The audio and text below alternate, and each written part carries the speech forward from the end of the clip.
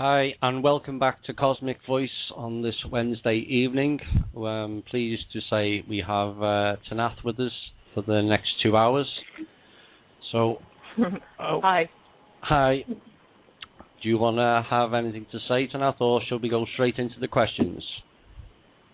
Well, first off, I want to apologize for being late. I'm not going to be able to start at the regular time, at least for the foreseeable future, simply because I have taken new employment, and the timing of that, which is not flexible, means that I'm not going to get home until half an hour into the show. Today, there was a bit of an exception to that. There was a major incident along my route home, which meant that I had to walk about 2 kilometers to get home. That's about a mile and some to all the Americans who don't know metric. So, yes, that is the reason why I'm late. I have just stepped into the door and basically rushed to get online. So I'm ready for some questions now. Right. Maybe we can start the show at 7:30 instead. Yeah. All right, okay. Right. Question 2, Tanaath. Are you aware of any ethereal, massive, dark, or parasitical infrastructure used for mass mind control in the corresponding geographical location of the U.S. capital, i.e. the District of Columbia, or any other major political capital? Yes, there is quite a bit of effort, both astral and otherwise, focused at, I guess you could call them major centers of commerce and politics in the Western world. These are places where a lot of decisions get made. So if they can't control the decision makers directly, one thing they'll do is create an atmosphere that is conducive to the kinds of changes that they want to create. And they do cheat. They do use completely non-physical means and covert means to get their way. And yes, that's part of it. I presume that applies in London and Rome as well. Right. London, Rome, yeah, even Cairo has some. I mean, they're all over the place. Right, okay. I would like to ask what you know about the ET group known as the Raelians. Are they deception? The Raelians? Yes. They're not trustworthy, nor do they represent anyone that is currently working with the Liberation Forces or the Galactic Federation of Planets. Okay. For those wanting to join the Silver Legion after the transition, how will we know where the registration center will be? Well, we haven't got locations for the registration centers yet, and they're not so much registration centers as places where you can come, get information, and go see more for yourself in order to make an informed decision. It's not like a recruitment office in the current world. It's definitely no high-pressure recruiting either. Well, So where those will be, we haven't yet decided, but we want to make sure that they're accessible to anyone who's interested. So that kind of stuff, that kind of nuts and bolts, will be likely set up and decided after Ascension, because until then, we can't recruit anyone from the surface. will it likely be ground-based or mixture At of this both? time, we will probably have ground-based facilities simply because people will be able to get to them easy, or easier. Question 2, Tanaath. I'm confused. Do you know what happens to our Terran body after the shift? Does it meld with our incarnated self? Do we have a choice who we be, the incarnation or the I Terran? believe Tolek has talked quite a bit about this in his various interviews, but your Terran body will change. You will transform from being third-dimensional dense matter to being fourth-dimensional fine crystalline matter. And it does not mean that your body is going to fall over dead. It just means that all of a sudden the matter that makes you up will change. in an eye blink. It's an instant thing. As for what you will look like at that time, well, if your awareness of who and what you are returns at that time, you're likely going to be able to consciously resume any form you might have had in the past. If you are not aware of who you or what you are, or if this is your first life, or if you don't choose to have another form, you'll stay looking as you are now, only it will be an idealized version of yourself. Okay. For instance, if you're massively overweight, you'll be a healthy weight. If you were born with a disability, that disability will be gone. If you acquired a disability later in your life, that disability will also be gone. Missing limbs will be returned. Genetic abnormalities will be corrected instantly by this. It's a natural process. It's not somebody who's going to do this to you, so you don't need to worry about somebody coming along and making a mistake there. It goes back to the way, I guess you could say, nature intended it to. Okay. That should explain. Yeah. Is there something to the power of three theory? The Native American belief of three genders. There are three Holy Spirits in Christianity, three faiths. Earth is the third planet. There is a theory that our DNA is supposed to be a triple helix, and some solar systems have three suns. Is there really something behind the power of three theory? Yes, Drake would probably be a better one to answer that because he knows much more about number theory and sacred geometry than I do. But yes, there is power to three, and that's one of the reasons why we do the 3 times test, because it tends to force things to answer truthfully, or at least to reveal themselves in a way that you can understand. As far as I understand it, if I remember correctly, Drake explained the trinary on, it's not the last episode, I believe it was the one prior to that. I think it was when we first came back, and it was. So I suggest I suggest people that are really interested go back and listen to that episode. He, really goes into almost quite extensively the whole sacred geometry, and especially the trinary and the 3 times test and all that. Okay. What can you tell us about the spiritual realms and also about the paths between them? Are each of these infinite in itself, a kind of universe, though of a different reality? And how can these be related to the dimensions? Do you want me to break that down? Yeah. So first of all, what they can want you tell to know us about if the path realms are infinite? The spiritual. Tell us about the spiritual realms, also about the paths in between them, and are each of these infinite in itself? Some are finite. It depends on how the realm or the path is defined. Some realms are defined as touching all places at once and are essentially infinite, even though they might be, when you're inside them, they might seem small. Spatial dimensions, when you're dealing with how realms and paths interact with anything else, spatial dimensions and size references mean absolutely nothing. These things are law unto themselves in terms of that. They define themselves however they want, and they act accordingly, or however they've been designed to in the case of a realm that has been created. And they all have their own internal laws and rules, and by laws and rules, I don't mean that somebody's going to come arrest you if you try to break them. I mean that you might find that gravity is not a constant, or things like that, as in the natural laws or rules of the realm have been altered or customized. And when you're in them, well, you can't violate any of those without either permission from whoever created the realm or special equipment to do so.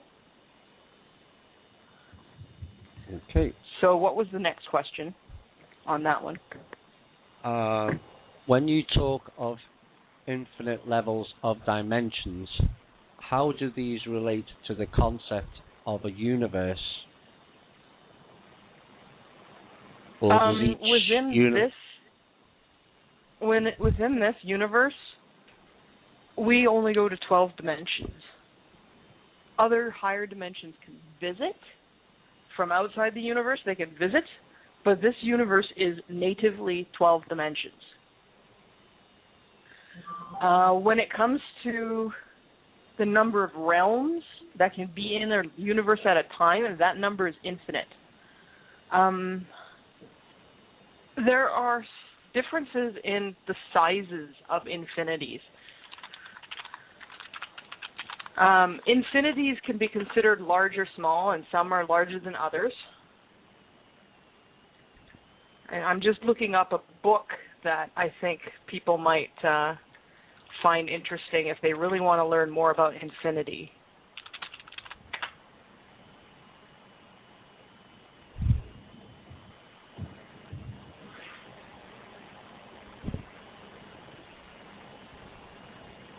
I've got it up in my storage unit in a box somewhere, and I can't find the name of it. But there are a few books written for non-scientists on the concept of infinities, and I would recommend that people who are interested in the subject look up those books and see what they have to say about relative infinities. As I understand it, you can have big infinities and small infinities and everything in between, and there's still infinity. This is somehow not a contradiction, believe it or not. And some of these books will explain that concept further. Right. Now, also, I wanted to recommend people to start researching things like toroid physics, hyperdimensional physics, quantum physics, things like that, and you'll get more, the other theoretical physics, theoretical sciences, sacred geometry. You can learn a lot through what mainstream science calls theory. NASA Harriman will help with some of that. Yeah. He explains Definitely. things very, very easily. And when it comes to... Go ahead. When it comes to our understanding about the universe, too, the universe is infinite. But when you compare it to other universes or the multiverse, it is actually a smaller infinity. So we're not the only game in town. But this is definitely the game that we are all here concerned about. Everybody who lives in this universe is living, in this and dealing with all of this and has to take it seriously. Right. Can I die during my astral projection out-of-body experience? If I got out of my body, how can I return to it? I'm asking this because I was visited by a being. Okay, let's break these into one at a time, because if you ask me all the questions at once, I will forget them. What is the first one? Can I die during my astral projection out-of-body experience? It occasionally occurs. It's not common. You really, really, really have to mess up and run into stuff that you can't survive and can't take on in order to do that. I would say that the average visitor does not run that risk. Most of the time, we sort of have, I guess you could call it almost like a fault protection. Think of your circuit boards and your circuit breakers in your home. If you overload the circuit, boom, the breaker blows. This is much, much preferable to a house fire, even if it is annoying. Most of the time, if you're running into something you can't handle, You will rubber band back right to your body and either wake up or fall asleep or whatever, but you'll be alive. What was the next question? If I got out of my body, how can I return to it? Just intend to go back. As long as you have not severed your connection or had your connection to your body severed, all you need to do to go back is just intend to. Nobody can stop you from doing that. Don't believe anyone who's trying to convince you that, like when you're out there, remember a lot of this is mind over matter. You might meet something that declares to you that you're blocked from your body and you can't go back. Well, that ain't necessarily the case. Give it the old, no, I'm not, and just go. Refuse to believe it. Refuse to listen to it. Just do your own thing anyway. That's what I mean when I say don't let anyone tell you in the astral plane. Don't let anyone tell you that you're cut off from your body. Don't let it be real. It's as easy as that. Okay. If animals can breathe, have eyes to see, feel pain when hurt, why is then not completely normal to grant animals the right to coexist amongst us with respect? You know, plants are the same way. Plants communicate. Sure, we can't hear it, but they do. They communicate. They are capable of suffering and understanding suffering. There's a lot of research that's finding out now that plants are well aware of what goes on around them and able to communicate this with each other. Look up mycorrhiza, which are a kind of root fungus that facilitates communication between groups of plants. Every time I see somebody ask why we're eating animals and we should all be eating plants, it makes me wonder, okay, what makes plants so evil that we should chomp down on them and ignore everything else? What makes one form of life protected while another form of life is food? Honestly, in the third dimension, life lives on other life. If you're alive, it is because something else has died, whether that's a plant, animal, bacteria, fungus, or whatever. 3D beings have to come to terms with this. This is an unfortunate fact of existence in a 3D environment, especially a 3D environment without replicators. Even plants live off of death of other creatures, whether it's bacteria, whether it's other plants, or whether it's animals that have died and decayed to become nutrients for a plant.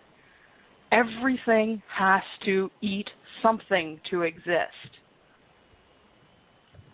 If you can do this ethically with respect to whatever it is you're eating,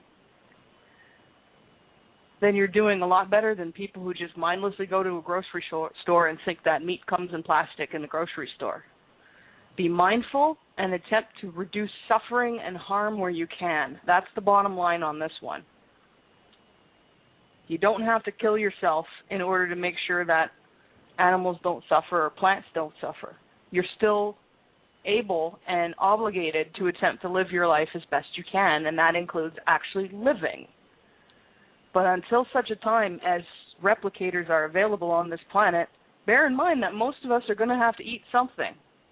And that something was once alive. We don't have another option. There is no good.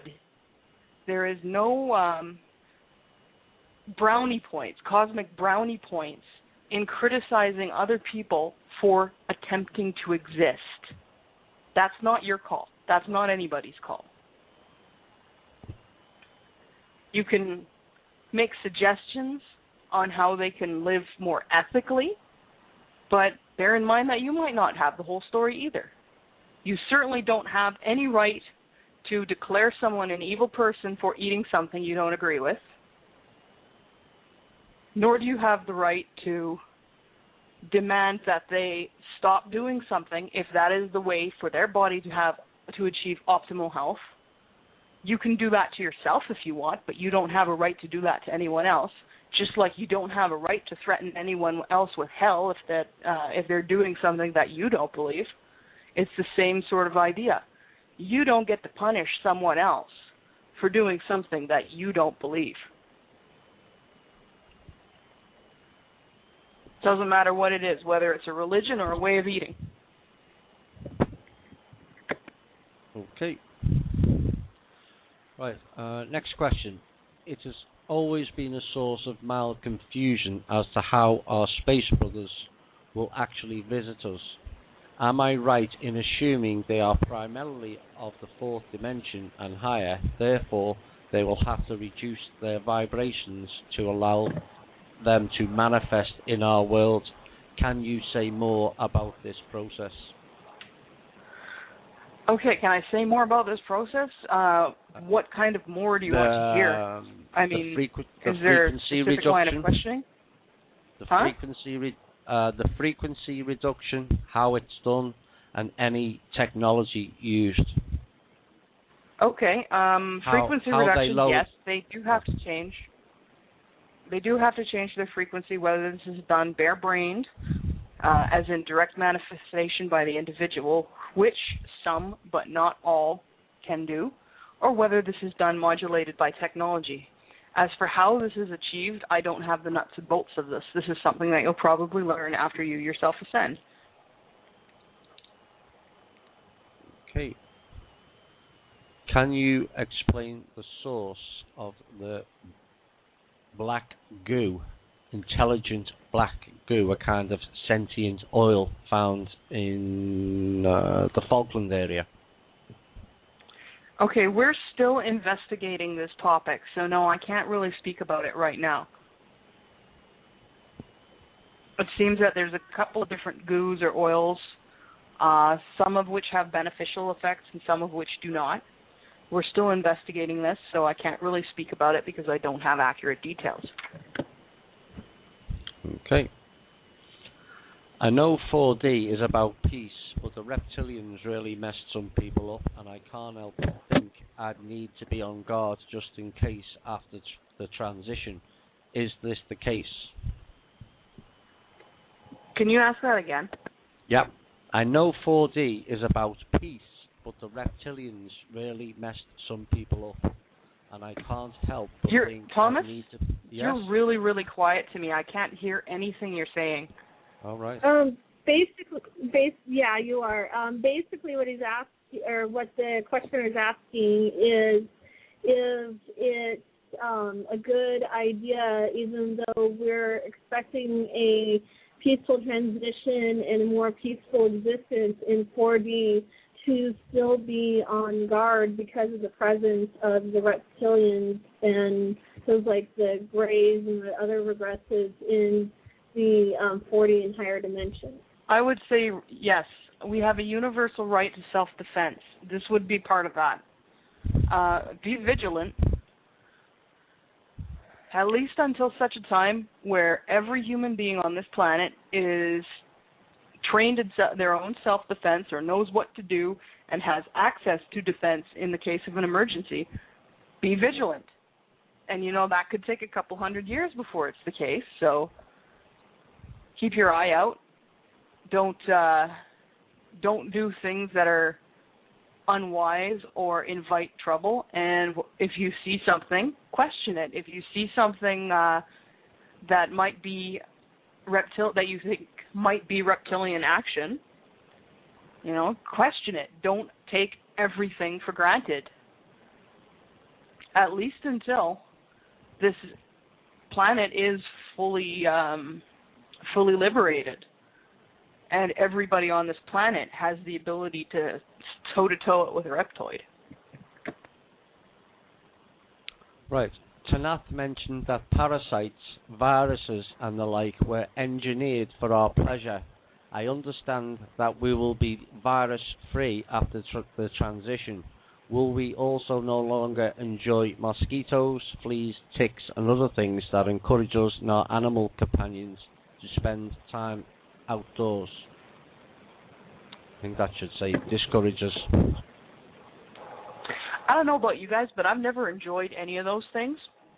And no, we won't have to enjoy them or suffer them any longer. Anything anything that is hostile to human life will be gone. The Illuminati ritual whistleblowers have reported seeing very powerful imprisoned spirits called the Ancient Ones being summoned at rituals where child sex abuse and child sacrifices are used as a source of negative energy food.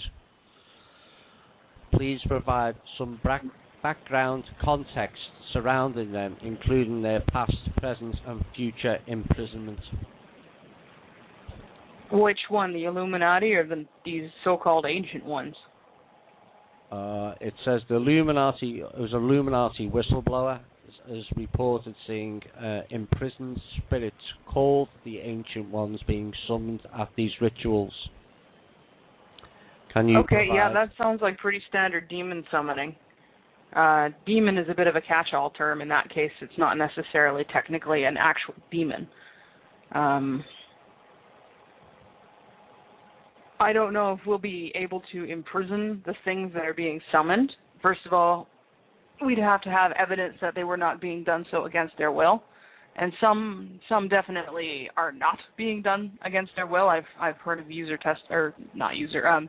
experience or testimonies that demonstrate that at least some of those beings are willfully and intentionally malicious, and in those cases, if we catch him, we're going to put him down. But anything that's been coerced, well, it'll have a chance to say its piece. As for the people who are doing this, yes, there will be repercussions for them. Okay. Did I get the whole question? There was quite a bit of preamble in there, so... Yes. Yeah. Right.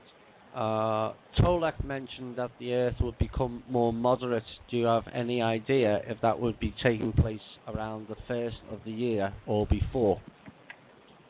I really don't know. Like I said, we don't have much to do with the timing of the matter. Right now, as far as I'm concerned, I don't think January 14th is reasonable. Just based on everything that still has to happen, I'm thinking that's probably very optimistic indeed. I live in Canada. I sure wouldn't mind having a slightly warmer winter, although I have to say I prefer winter to summer. So I really don't know what's going to happen. Sorry.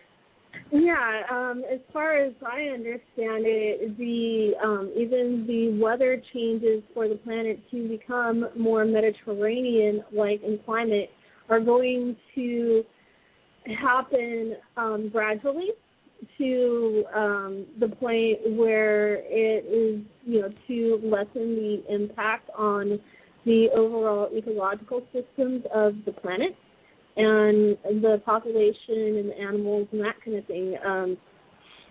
There will be some noticeable changes right away when the planet transitions. I agree. I don't think it's going to happen in January. I think, there's still things that have to happen first, and that it will likely happen a little bit later. And so, we'll be seeing still the changes will be gradual for the most part. They're not going to happen, overnight. Okay.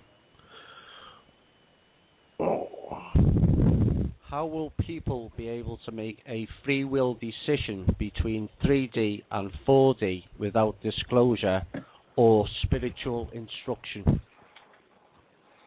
I really don't know how the Andromeda Council plans on addressing that. I do know that we're going to do our best to attempt disclosure in advance of that event in order to ensure as much as we can that this will be an actual free will choice. So at this time, I can't tell you because I don't know. Right. Do you know who is controlling Skynet? Is it real? When you say who, do you mean individuals or corporations, or will a general answer such as the cabal do? Probably that's all it I don't says. know if this has changed hands recently either. It might have. Drake might provide better intelligence on that than I can right now. In addition, this might be something that's currently in transition. Okay. When the Earth's population will be notified of going between 4D and 3D, the new planet, does a person have to be at least 51% awake to go to 4D?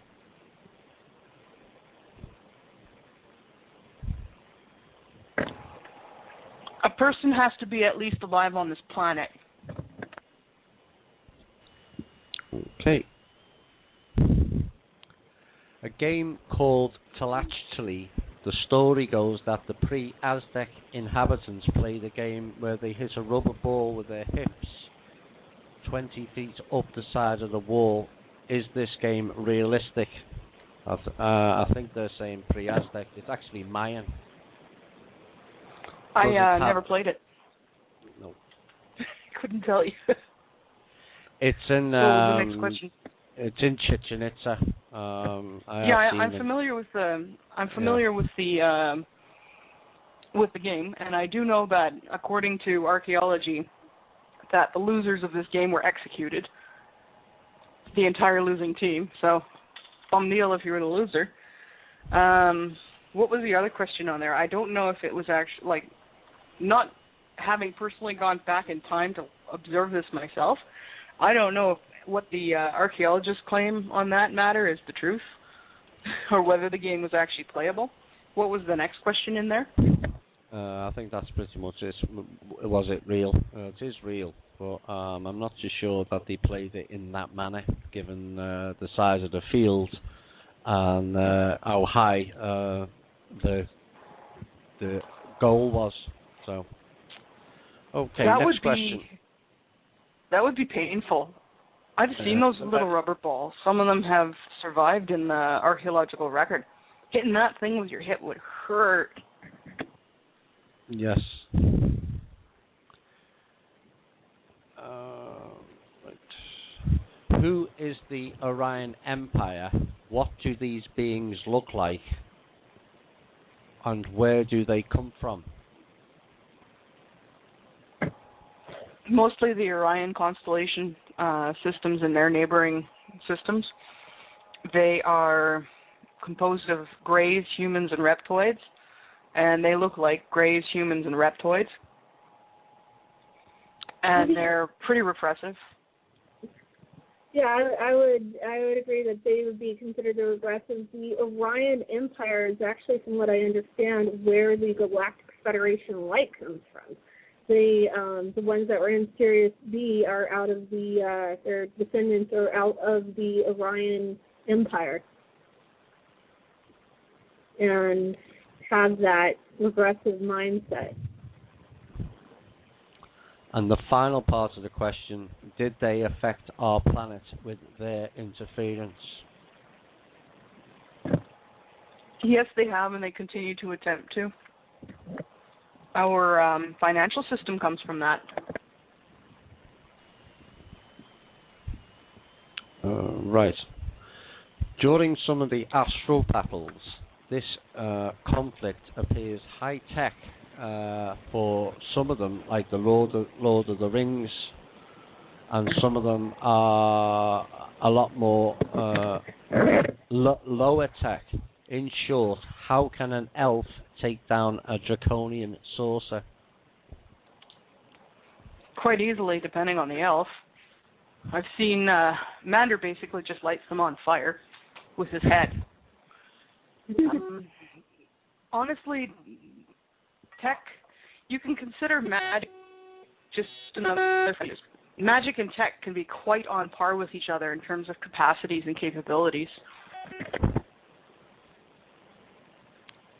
Right. Despite our society's tendency to glorify technology,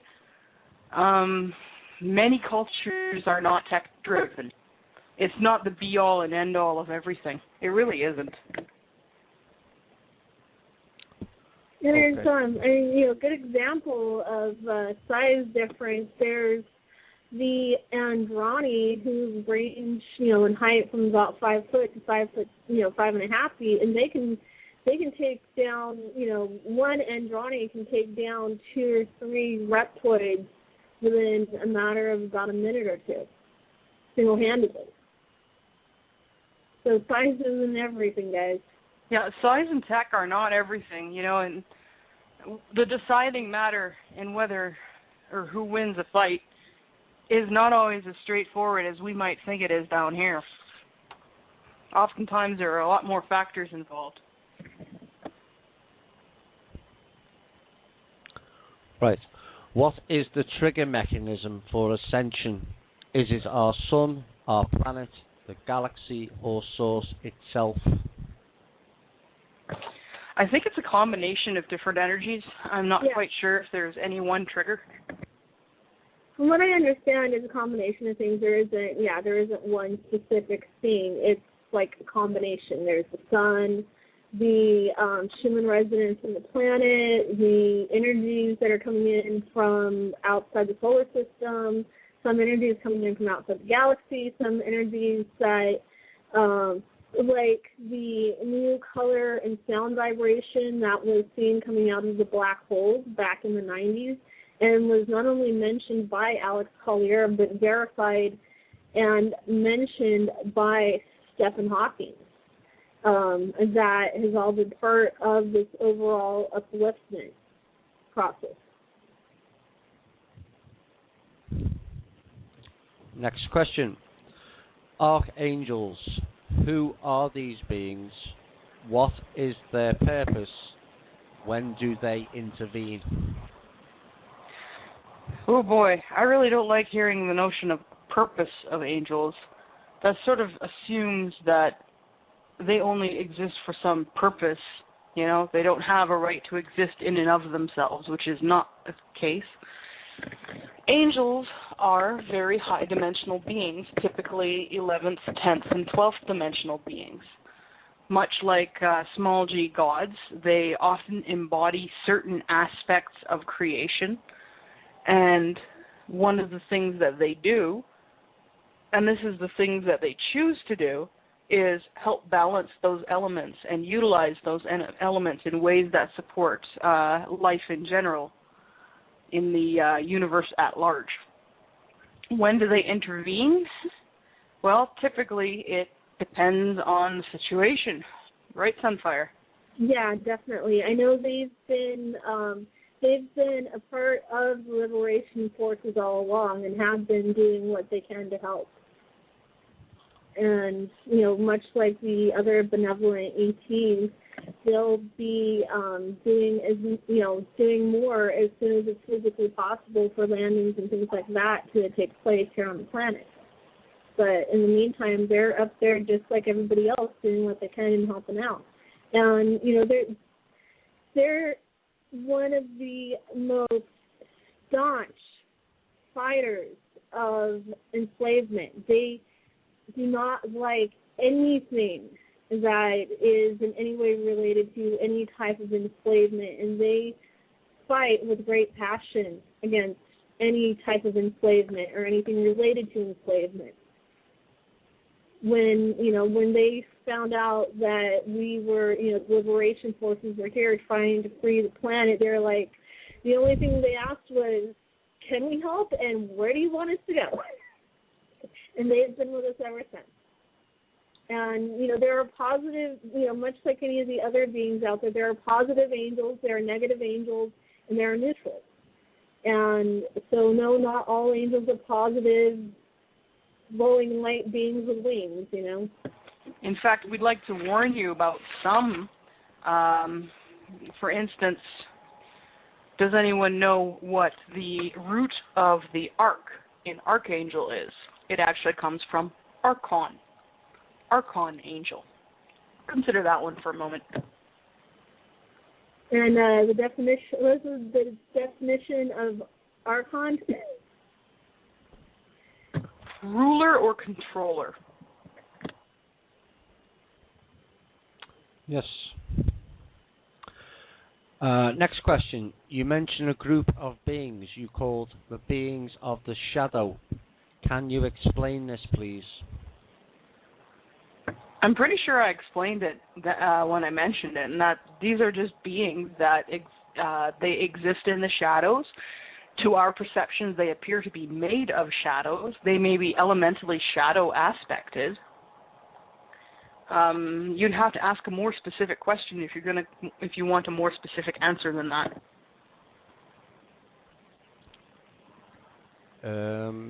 Right. Sorry. Can you explain how beings from a different universe can enter ours? Again, you have members in the Legion. Also, you say, how do they reference our own universe? Doesn't make sense. Yeah, I don't understand that other question. It'll have to be clarified. But the first one is, universal barriers are permeable with the right technology, equipment, and or magical or psionic ability or know-how. Beings can travel between universes. Right. Much like with the right equipment and or know-how, you can travel between planets. Right. Are there nodes in different parts of each universe connecting to others, and is that how navigation is carried out? It's one of the ways. Yes, there are nexus points or gate points, and that is one of the easier ways in which to travel between universes. Find a gate point that connects to another universe, and away you go. But there are other ways to do it, many other ways. There's as many ways to travel to other universes as there are ways to travel within a universe. That doesn't mean that they're all the same ways, but there's a lot of different ways to do it. Right. I'm employed in the pharmacy industry, providing medicine to nursing homes. Will I be out of a job when the ETs arrive? You might find that your job description changes. For instance, you probably won't be providing what is currently passed off as medicine. They probably won't be senior citizens anymore, but there will be still a need for people with healing capabilities, and for those who wish to learn to heal and conduct activities that support human health and happiness. So yeah, your job description will probably change, but you won't necessarily be out of a job. Right. You know who will be out of a job? Blackwater. Right, okay. Yeah, another mercenary. Can you comment on the alleged meeting of several races that met here in the last week and a half of August to discuss the outcome of the Earth? I would need more details on this alleged meeting, so no, I cannot comment. Okay. Helpful would be who came up with this information.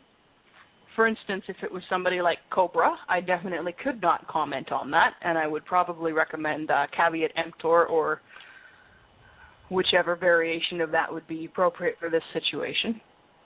So I would definitely need more information about that before I could comment. Right, okay. After listening to the May 2012 Tolek Tanaath show, how are we going to destroy or remove the leeches or protect ourselves from them in the first place? Well, most of them are dying off. Like, the leeches aren't so much of a problem anymore. Most of those breeding stations have been wiped out. But I know one thing that helps is attempting to create a positive emotional environment inside your own mind and around you.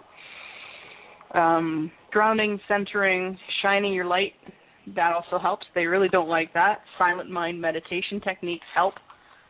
And attempting to, if you sense them or perceive them, burn them off. They're pretty darn flammable in terms of psionic energy, and by that I mean visualize fire and think fire, and those things will burn. Okay. How did the reptilians get to be so evil? Aren't all souls originated as pure loving energy, as a fraction of source? Yes, and it's one of the things that has boggled the positives for a long time, because after all, there should be no reason for evil. Darkness and light can exist in harmony without evil. Positive and negative can exist in harmony without evil. There's absolutely no requirement in existence that demands the presence of evil. Therefore, we treat evil as an aberrancy, as an error in creation, and are trying to figure out what the heck caused it. And we have some ideas, but I don't have details at this time. Right. Quick question. Was Cobra Lady Dragon, or was Lady Dragon Cobra? As far as I understand, they're two totally separate individuals. I'm pretty sure that now Lady Dragon's in Canada. Even through the horrific voice distortion that Cobra insists on, you can tell that whoever he or she is, they're Eastern European. I think Lady Dragon has been on the record audibly, and I'm fairly certain that she's not Eastern European. So either Lady Dragon is really, really good at faking an accent just for Cobra work, or that's a different person. Yes, Lady Dragon sounded Asian when she was on our show. Right. How is it that the void that was used to send the cube to is never going to spit back out what was once deposited there? And also, what about all the nuclear waste and ships and engines that are put in the void? It's not we very use clear, techniques that that actually irradiate them. So is that a bit like the replicator things? Is that the cube that we stomped back last year? Because if it is, we didn't put that in the void. What we did was we blew it up. Yeah, we used... we exploded it. Right? Yeah, which even made it go away to beyond a subatomic level, and also placing things in the void even after they're deradiated because of the actual nature of the void, that unless it's specifically built to withstand the physics and the ways the void works, it dissolves. Yeah, void decay. Yeah. It just dissolves and, turns to dust, basically, and then it's like dust on the wind. Okay. If the world is transforming to 4D and the people who want to stay 3D have to leave, does it mean that 3D things on Earth will vanish and not sustain 3D life? Well, that's what Toic says. As far as I know, the things that we require for life will remain. And along with things that we invest a lot of emotional and spiritual energy into, for instance, the stuff that I knit is probably going to persist because I do that with love and I do that with caring and I put a lot of energy into that. But yes. There won't be a 3D Earth. It'll be a 4D Earth.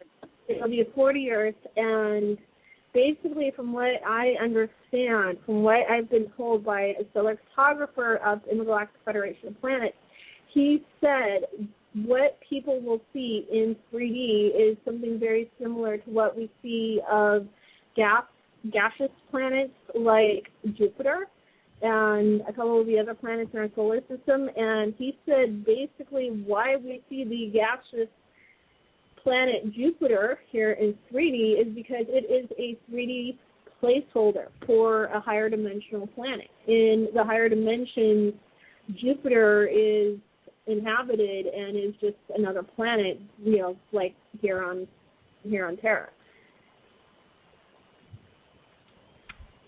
Right. How will an ordinary commoner like me help in the process of getting out the replicators and over-energy Unity device to the mass population? I have no idea who you are. I have no idea what your capabilities are. I have no idea what your existing contacts are like, or your interests are like, or your skill set is. I couldn't say. I would say that what you do is likely to be dependent on what you want to do, what you're good at, and the things that you bring to the table, so to speak, in terms of what you're good at, what you understand the best. How people are going to contribute as individuals, I can't say. It's not up to me to dictate that to you. It's not up to me to decide that for you. It's up to you to decide for yourself the best way to contribute to this. Will there be people liaising between the two, between Terrans and the landing ETs? Yeah, what do you think incarnates are here for? Yeah, or diplomats like me. A large part of our task is liaison. Yeah. Okay. What can you tell us about President Obama? Does he have any negative alien influences? If so, please explain the extent of his negative influences. Oh, you really want the whole thing? Well, Yep. We tend to get hung up when we talk about this, but we'll give it a shot. For one, he is not a genuine human being. There is a genuine human Obama who is currently in some kind of cryostasis tank somewhere. The thing you see up there on the podium making mouth noises is a clone.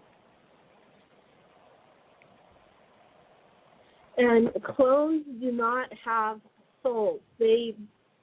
They're like automations. They're like robots. We generally call them biological robots because they are biological and organic, but they are no different than like an android or a robot. They're just very sophisticated and advanced, and they don't have souls. As to the extent of his negative influences, well, that really depends who's holding the leash today. It does change hands. Is Bush one of them? One of the leash holders? Bush is also a clone. Yeah. The Bushes Clone can't manage a clone. The Bushes are clones. The Obamas are clones. Henry Kissinger is a clone. The Clintons are clones. Netanyahu and Romney are clones. Kim Jong-un is a clone. Yeah. The former president of Iran is a clone. All right. Okay. Like, there's a clone, there's a clone, there's a clone, there's a clone. Turn around, oh, there's even another clone. You know who isn't a clone? Putin. Yeah. He's not a clone. Right. Yes, well, he's fighting back, so that's good. Yeah. Question for Tanaath. Are there anything like the Jedi in the Milky Way galaxy or in other nearby galaxies? Yeah, the concept that we currently understand as Jedi is not exactly new, nor is it original. That kind of organization exists in many places with similar goals as to what you see in the George Lucas material and the stuff that sprung up around the Star Wars franchise. And there are many, many Jedi in the Silver Legion because for some reason Jedi like the Silver Legion. Probably because we're fun. And for a little bit of added extra history, the Star Wars series and franchise is based on the Lyran Wars from a few billion years ago, as Lucas was mentored by a Xenotase. He was actually mentored by Visayas. And Visayas spent many years working with and telling Lucas all these stories of the Lyran Wars, and that is what got turned into Star Wars. And the cool little tidbit is, I forget which character it was. It was the one that looks like a monk with the big ears. It was actually a character based on Visayas. What, Yoda? Yoda. How can you forget Yoda? I don't watch Star Wars. I just remember the E.T. connection to it. But Yoda is based on Visayas.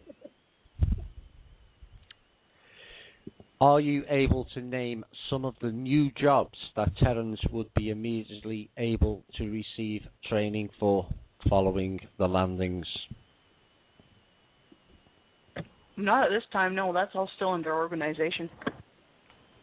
Right. Okay. Well, we're at the top of the hour, so we're going to play two songs. They'll be about 8 or 9 minutes long. The first one is a request from above, and we'll take you into that. And the second one is a favourite of Tanaath's. So we'll see you in about 8-9 minutes. Hi, and welcome back to the final hour of Cosmic Voice with Tanaath and Sunfire. And we'll go straight into the questions. Ready? Yep. Are Asket and Semjays really doing ops with a person who blogs on the former White Hat? Is he a time traveller using Arcturian technology? Semjays died in a war back in the late to mid-90s and has not come back since.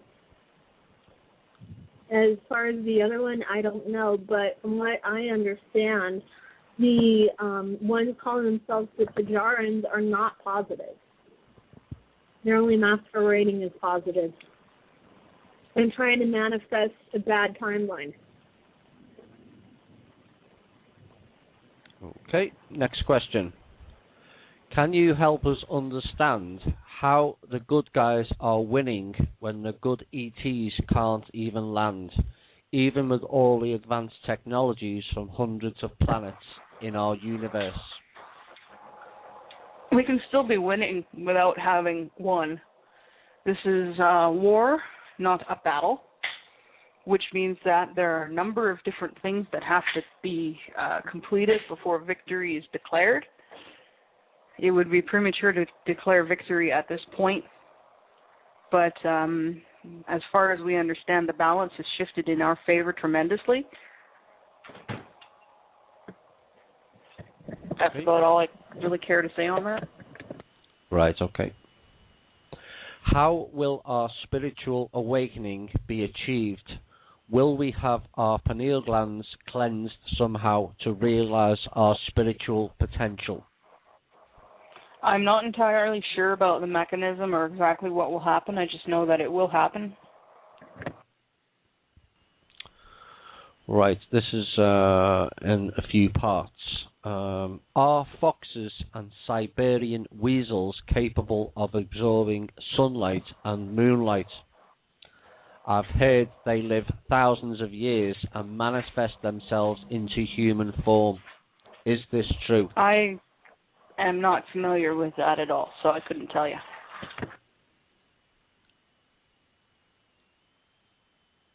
Okay. This one was for Drake, but you mentioned the likely possibility of all of those we have worshipped through the eons will come and visit and explain true meanings to us. Is there a particular event that must take place which would indicate the coming is very close? Well, it's very close right now, but as for a particular event, yeah, landings. Okay. I presume the financial event will come before that. Well, it's looking to be that way right now. Can any or all address the UFO battle of 1561 over Germany And if it's true that multiple UFOs and multiple races are coming to Earth at this moment, and why are they coming? I think I heard about a survivor of that. His name was Nikiti, and he was one of the feline Syrians, Syrian A. Other than that, I don't really have much detail about that. What was the second question? Can you report that multiple UFOs and multiple races are coming to Earth at this time, and why are they coming? Well, yes, there are. There are at least 500 known species currently involved to some degree with Earth. The true number of those is probably much higher. That's 500 that the Galactic Federation of Planets knows. As for what they're doing, well, every single group has its own agenda. Quite a large number of them are involved in the liberation forces and the liberation effort. Some are doing this for their own benefit. Some are trying to enslave us. It's impossible to say, okay, what are the aliens doing? Because, well, it's like asking, what are the humans doing? There's 7 billion people on this planet. More than that. Everybody's doing something different. Everybody has their own goals, motivations, opinions, desires, needs, neuroses, etc. It's the same thing with different groups. Every group and subgroup on the planet that's human is likewise the same with its own goals, desires, organization, etc. It's exactly the same when you go a few thousand kilometers up and farther. Life doesn't change all that much. Okay. Is there a point in the transition where 3D can see 4D and vice versa? We would normally be able to, but our sight was greatly tampered with via a process of exposure to light frequencies that destroy the part of the retina that physically permits extra-dimensional sight at birth for a lot of us, via the chemical and other toxin assault that we're surrounded with, via the damage that's been done to our pineal glands. So that's a bit of, that question is a little bit skewed. Most 3D places can see higher dimensionals, no problem. The people of this planet have been tampered with in a deliberate effort to keep us blind. Okay. Is it possible for souls to have physical sex in the spirit world? Yes. Very much so. Many people do this all the time. Some individuals do this all the time. It's like all they can think of. Like your brother? Like my brother, yes. He's enjoying family life. Sometimes I wonder if it's a little too much. Right. We'll pass on that one. Can you have painful body symptoms for ascension, like achy bones, joints, and limbs? You know, that's more likely to be some kind of toxin that you're exposed to, possibly even gluten.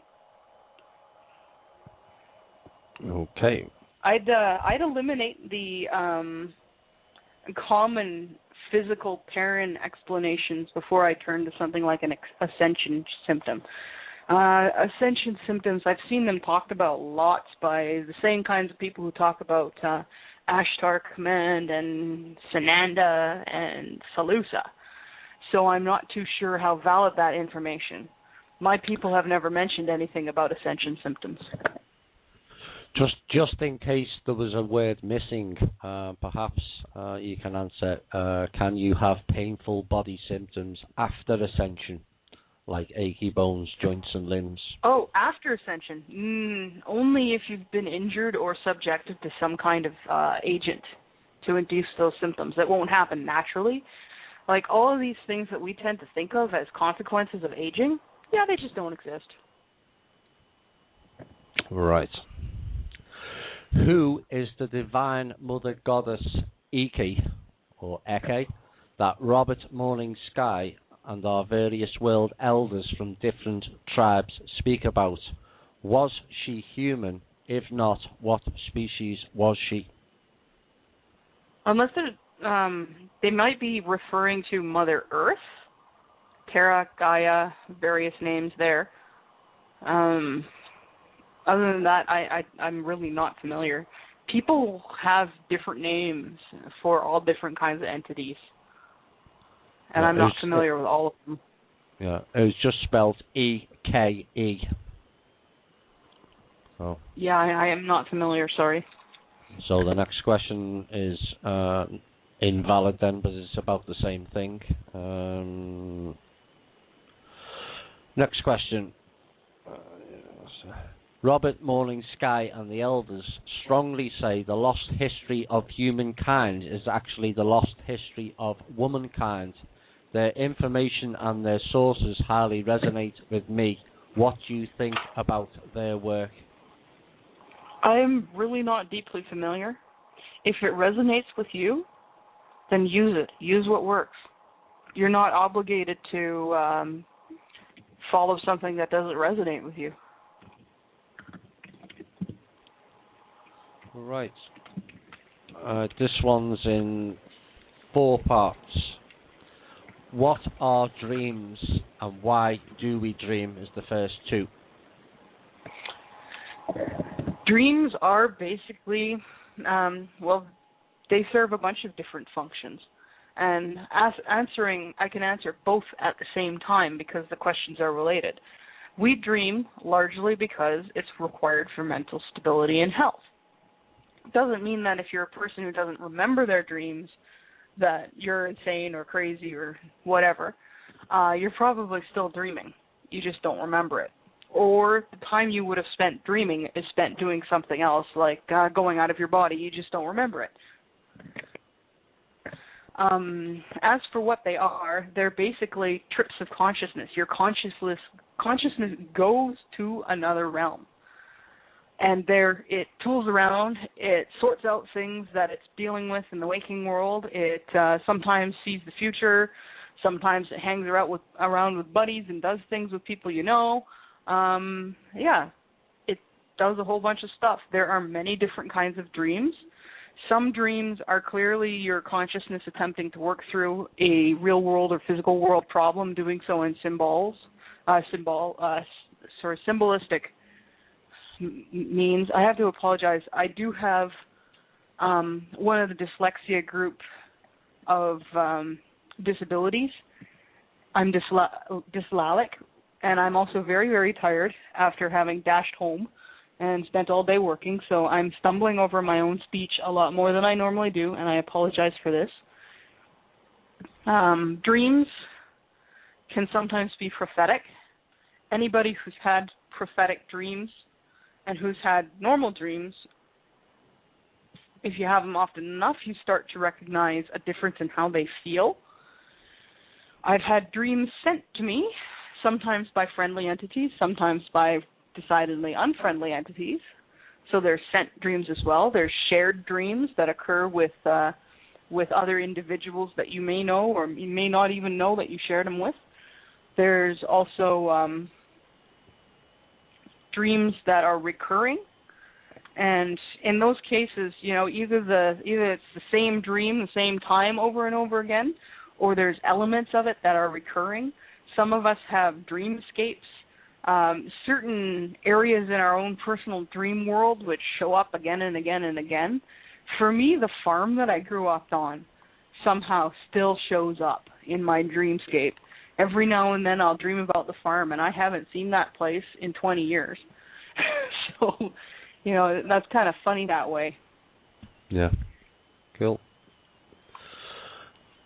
All right. Okay, next question. And don't worry about tripping, because I think you're doing fine. Next part of it. If we dream of people we know, does it mean they miss us? And will we dream in 4D after the ascension? You'll still dream in 4D. You'll definitely still dream in 4D. You'll pack a lot more into the 2 hours that you'll need to sleep. Yep, that's one nice thing about higher dimensions. You don't have to sleep as much. and you still enjoy it. It still feels like you got a good night's sleep, too. Sleep's a lot easier up there and a lot more fun. Yes, you still dreams. As for people that you meet in your dreams, or when you dream about people you know, I don't know if that means that they miss you. Sometimes it's just they're filling in for a concept in your own mind. Like, for instance, if I dream about my stepmom, it isn't necessarily literally about my stepmom. She may just be filling in for some concept that my subconscious needs to work through. Sometimes you'll have shared dreams with other people. If you've ever had the exact same dream as someone else, then you'll know what I mean.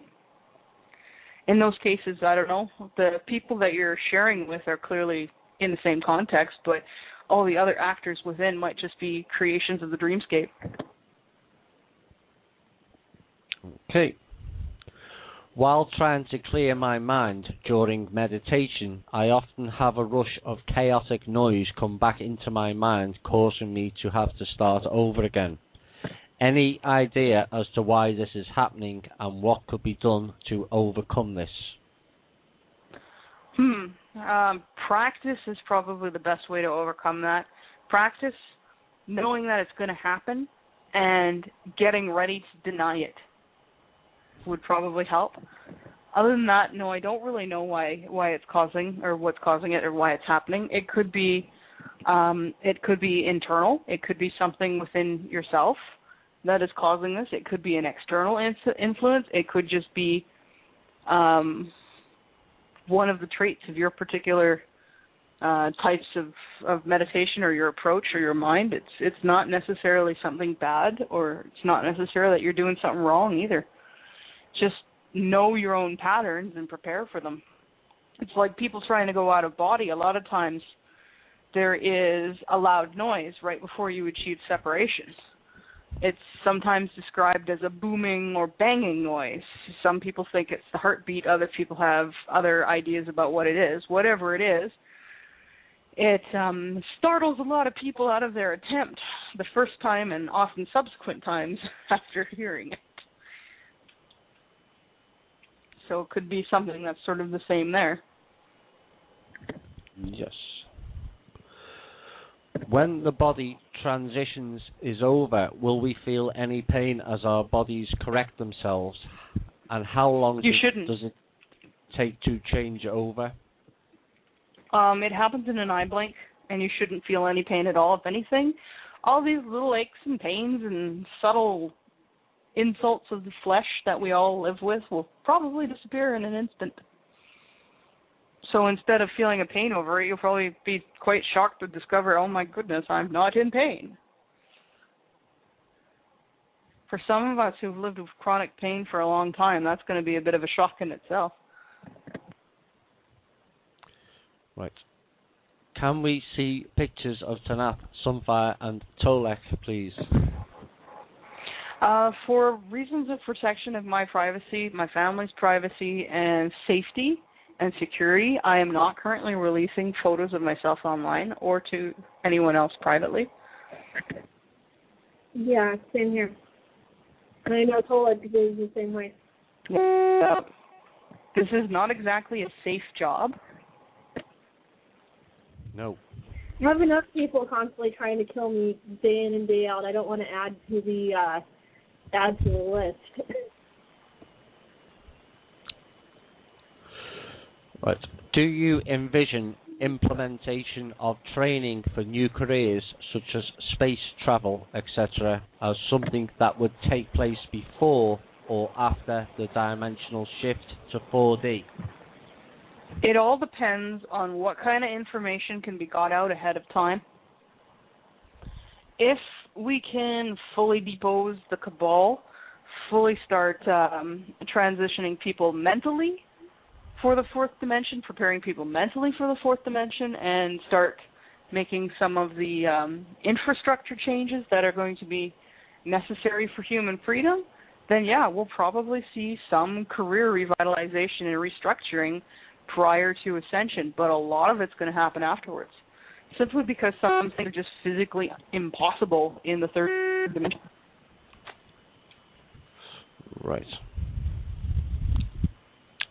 How do you envision the impact of ET visitations will have on society in general?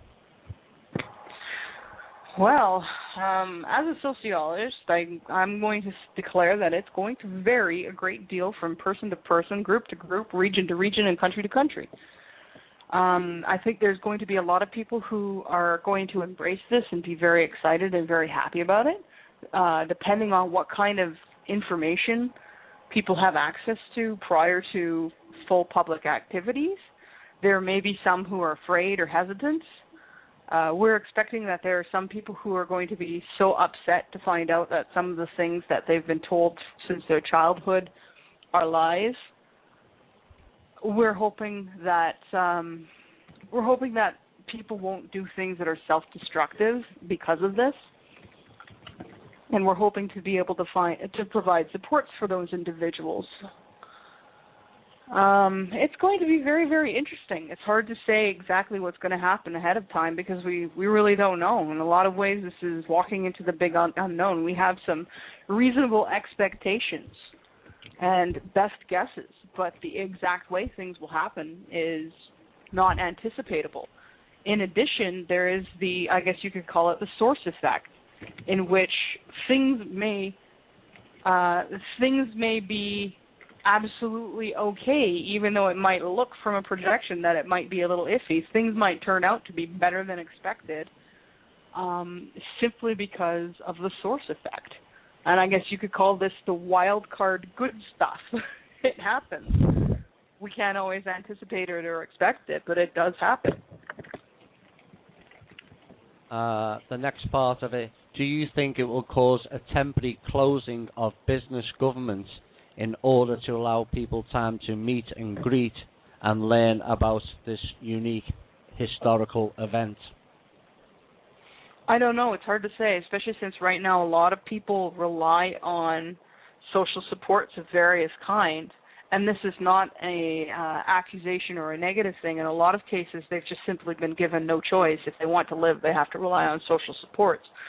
To basically shut down any kind of government completely would leave human beings in a very precarious position in a lot of places and a lot of societies. We have to do this in such a way that nobody's going to, lose the things they need for life for any length of time. And in order to support getting things that people need for life to people that currently have a hard time securing that. Definitely, if we can manage to get rid of the cabal without having to take down all the governments in the world and then work with existing structures for change and reform, that's something that would probably be preferable to tearing it all down. From what I understand, it's not the intention of the Galactic Federation of Planets and the Allies to cause the general global infrastructure to be shut down, specifically for the events of the landings and meet and greets and that kind of thing. Yeah, no, that's pretty illegal, and it's not our intention at all. Right, and it's not necessary. Our intentions are to make the transition not only from 3D to 4D, but from the current planetary model to the future planetary model as smoothly and as smoothly and calmly and peacefully as possible. And even with the governments and all that, and the stores and everything else remaining open, there will be enough time for everybody to become fully informed, fully aware of what's going on and everything. And so, to shut down things like grocery stores and transportation and local governments and that kind of thing would actually have a more detrimental impact on the efforts of the liberation forces, not only the ET, but also, the people that are down here on the surface, like the positive military, the militias, and, their support. And so, we don't want to have that potential for chaos and, and disruption of people's normal every day-to-day lives and their ability to obtain whatever they need, whether it's food, gas, groceries, the latest pair of Nike sneakers, whatever the case may be. Yeah, and we're not in the business of telling you how to govern yourselves. You got to decide for yourself what the best method of government for you is. We're about securing your right to self-government and sovereignty. And free will. Mm-hmm. I mean, because that's one of the things that, everybody, I wouldn't say everybody, but I see a lot of people talking about free will and sovereignty, and I look out and I see that a lot of people really don't yet know or understand what true free will and sovereignty is and what it really means. And even when it comes to love, it's like to understand the depth of the potential and the force and the impact of love and the necessity of, like I mentioned in the previous show, the necessity of being in a position of love and not in a position of fear. It's, the impact and the depth of those things and what they truly mean and what they really are. Most down here on the surface don't understand those yet, and that's one of the reasons why the Galactic Federation of Planets, the Silver Legion, the Angels, and, all their allies are here. It's so that we can help the population learn what their full potential is and learn what true free will is and learn what it is to be a sovereign, self-governed individual and live on a sovereign, self-governed planet. And probably what will be done most likely is that a bunch of different planetary models will be presented and made public and available to every individual on this planet, and then everybody will collectively come together and decide what is going to be best for the planet. And maybe you guys will take one of those, or maybe, the entire population will choose something completely different and come up with their own brand new model. And, that's kind of part of the fascination of being here, is seeing when the population is given the opportunity to choose and decide and make decisions, what do they choose? What direction do they go? It's fascinating. Not only for people like me, but a lot of the ET up there. They're like, what's going to happen next? It's like the best TV show in the galaxy almost. Okay. Right, next question. Is it at all possible that you are working in the Silver Legion or other groups while you sleep, and when you are awake, you have no knowledge of it? Yes, it's entirely possible. I actually did the bulk of my early participation in this way because there's just too much activity for me to bring through, right? There are a lot of people who are, I guess you could almost call them like sleeper agents, literally. We have a couple thousand human incarnates. Not all of them are aware of who they are and what they're doing. It's on that subject, though, it's not up to me to say whether a given individual is a Silver Legionnaire. It is never up to an external person or entity or anything else to define your identity for you. That is always your job. It is unethical for somebody else to try to do this. Anybody who's doing this is acting inappropriately. They could be wrong. They could be deliberately lying to you. They could maybe just not have the whole story. And this can actually, this can interfere with your own personal exploration of yourself and of your identity. So I recommend to people, make your own identity. It's in your hands. It's up to you. You get to decide who you are and what you are, not somebody else. If you want to know if you're already a Silver Legionnaire, well, one of the things I tell people is ask yourself, does this feel to you like people you know? Does this feel familiar? Does it feel like something, do you get an immediate sense of, oh, wow, that's me, I do that, that's us? If you get that sense of belonging, then you're likely a Silver Legionnaire already. I'm not going to be able to remember you because I just simply don't have the bandwidth for that kind of information transfer right now. But and it's not up to me to tell you whether or not you're a Silver Legionnaire anyway. I won't claim you if you're not mine, so to speak. It'd be inappropriate for me to try, nor am I going to tell you that you're not a Silver Legionnaire because I don't know that for sure. With my bandwidth, I can't really tell. So it's really up to you as an individual. If you feel like you belong, if you get that immediate sense of, wow, that's me, that's us, chances are you're one of us. Yes. Right. I don't know who wants to answer this one.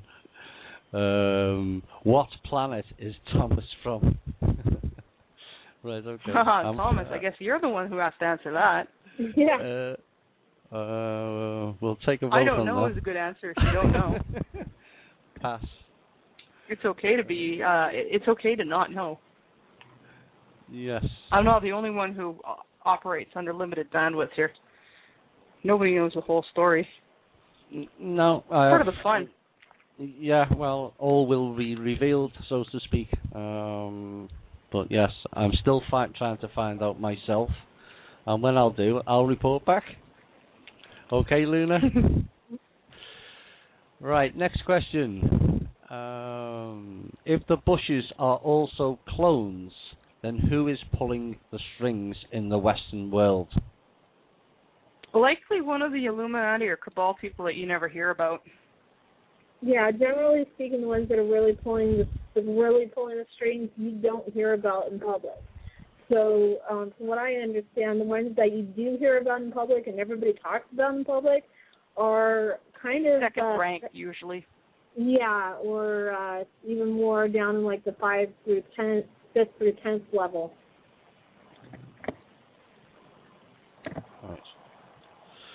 Right, next question's on astrology. What is it? After we transition to 4D, will our zodiac signs still have specific energy influences of the planets on them, or will those influences cease? I'm really not an expert in astrology. I do know that people still use it, but I don't know if it's used in the same way it is down here. Right. Will borders between countries become a thing of the past after or soon after the transition? Well, this is something that is up to Terrans to decide, not up to us. That falls under sovereignty, most likely because the current system of nations and whatnot is generally pretty hostile to human life. Chances are you guys are going to pick something that's more along the lines of cooperative representation by continent or major geographical region as opposed to country. So I don't know what will happen with the borders. That's all up to you guys. It's not up to me to dictate that to you. Right. I am a Recce Master. Will I be able to work on one of the hospital biospheres of the Andromeda Council? Likely. They do use Reiki and other types of energetic healing, so it's chances are you'll get an opportunity if you feel that's your calling, you'll get an opportunity to live up to it. Yeah, there'll be positions available for for healers on Federation biospheres too. Yep. So, the Silver Legion is always recruiting healers. Oh, that's you don't good. have to necessarily be a warrior or want to get into combat because we do have non-combat healers. Yeah. The Andromeda Council isn't the only organization out there, guys. Yep. Right, okay. Right. This question is for the ladies. Is there equality between the sexes amongst the gods and the goddesses? Yes, there is. Yeah. There's no, I guess you could say, no dimorphic differences in strength. A lot of the ladies can kick butt just as much as the guys, at least among the gods. Some species of non-gods do have dimorphism. Others have cultural preferences for gendered stuff, but it tends to be by preference, not by force. And I mean, think about my higher self. I can punch my fist right through a Draco's face. So there's no lack of a female ability in the higher dimensions at all. And in my particular species, the males are tercels.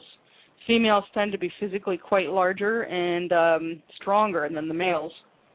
So you don't see the same sort of disparity in strength between, you don't see women as the weaker sex in my species. We still don't push around the guys.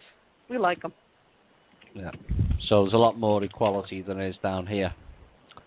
Yeah, at least among positive societies and neutral societies. Negative societies, usually whichever one has the material advantage, rules the roost. And it's not always the men. Okay. Right, this is going back to a previous question. I've worded it differently. It was about the meeting of the different races. It says, I'd like to have my earlier question answered as at the end of August approaches.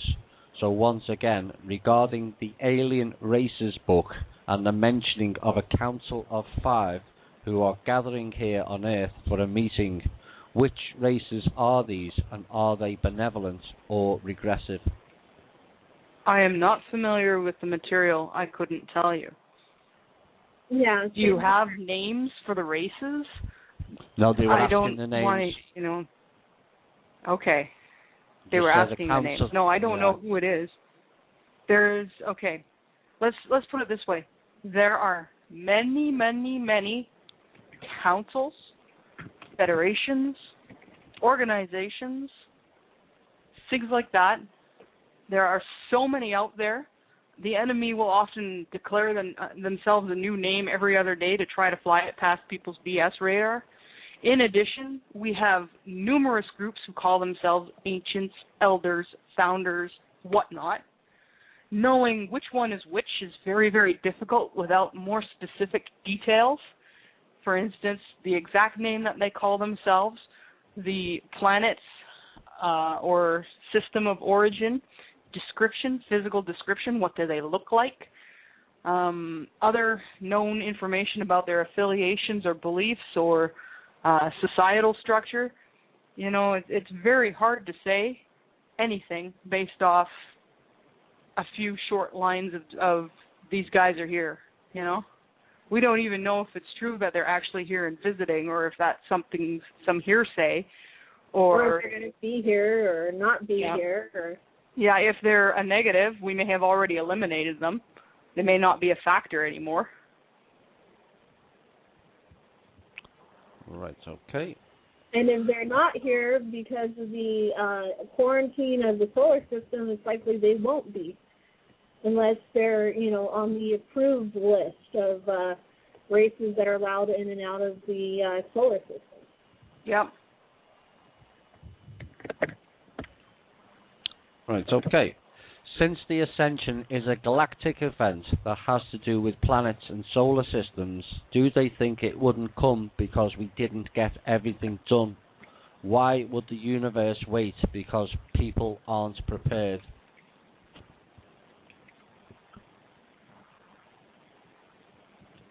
The Ascension is going to happen no matter whether people are prepared for it or not. There's nothing in existence that can prevent the Ascension from happening.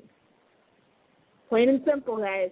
Nothing in existence can prevent the Ascension from happening. It is going to happen. It is a natural evolutionary event. Okay. Not even Master Source itself can stop the ascension of the planet. Right. Next question. Why do we only have 2 strands of DNA or only 5 basic sensors? We are working with limited capability here in 3D. Who is responsible for it?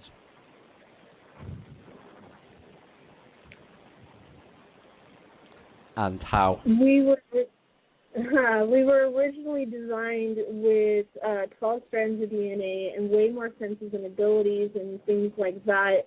What happened was about 25,000 years ago, give or take, the Anunnaki, the reptoids, and a bunch of their buddies came in and decided to start messing with things, and they unattached the extra 10 strands of DNA. They took the 48th chromosome and crashed it into the 47th and caused decay to where now we only have like 46 or something like that. And that's pretty much how they did it. They're master geneticists, and they found that this is the best way to come in and take over and start causing trouble and control things, and they started messing with our DNA. They shortened our lifespan from the average of 1,000 to 1,500 years for a 3D being down to between 80 and 100 years.